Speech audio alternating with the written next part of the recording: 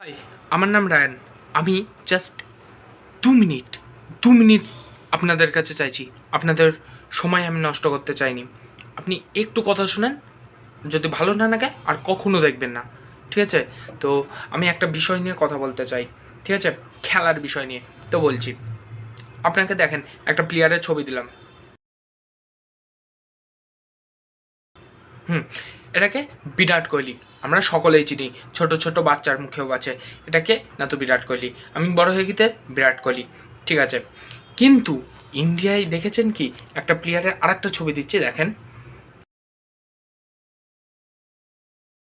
এটাকে কেউ চিনে না।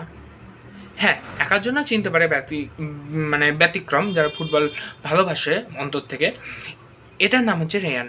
ইনি হচ্ছে অস্ট্রেলিয়ার বাসিন্দা, কিন্তু ইন্ডিয়ার নাগরিকত্ব নিয়ে ইন্ডিয়ার হয়ে খেলছে। তিনি ইন্ডিয়াকে জিতাচ্ছেও এবং অপরন্ত দমে চেষ্টা করে যাচ্ছে ফুটবলকে ইন্ডিয়া থেকে এগিয়ে নিয়ে যাওয়ার জন্য।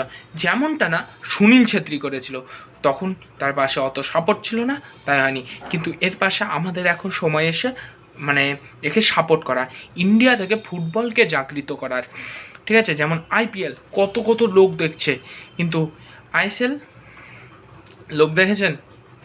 অত হয় না। কিন্তু আইপিএলে কত বেট, কত টাকা, কত কত কোটি টাকা খরচ হচ্ছে, এটাও হচ্ছে, কিন্তু সেই রকম হচ্ছে না যতটা জাগৃত করা দরকার।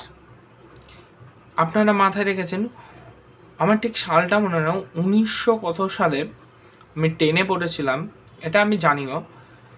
মোহনবাগান মোহনবাগানকে ইংরেজকে হারিয়ে শিল্ড জিতেছিল। তাহলে ভাবতে পেরেছেন, তখন কিন্তু ইন্ডিয়ায় ফুটবলের চাহিদা কেবল জন্মেছিল। আর একবার বিশ্বকাপে ইন্ডিয়া চান্সও পেয়েছিল। তাহলে ইন্ডিয়া চাইলে কত কিছু করতে পারে। তখনকার আমলে ফুটবল, বুট ফুটবল এইসব আমাদের মানে ছিল না, তখনও করেছিল ইন্ডিয়া, করে দেখিয়েছিল। তাহলে এখন কেন সাপোর্ট করব না? তারপরে আপনি আরেকটা জিনিস, আরেকটা ছবি দেখাচ্ছি, দেখেন। লিভারপুল একটা বড় টিমকে আন্ডার 17 না 18-এর ছেলেপিলেরা হারিয়ে এসছে ইন্ডিয়ার। ভাবতে পেরেছেন? আপনার এই খবরটা একবারও কোনো নিউজে দেখানো হয়নি। টিভির, ফোনে, ইনস্টাগ্রামে এক আধবার এসছে, কারোর চাহিদাও নাই।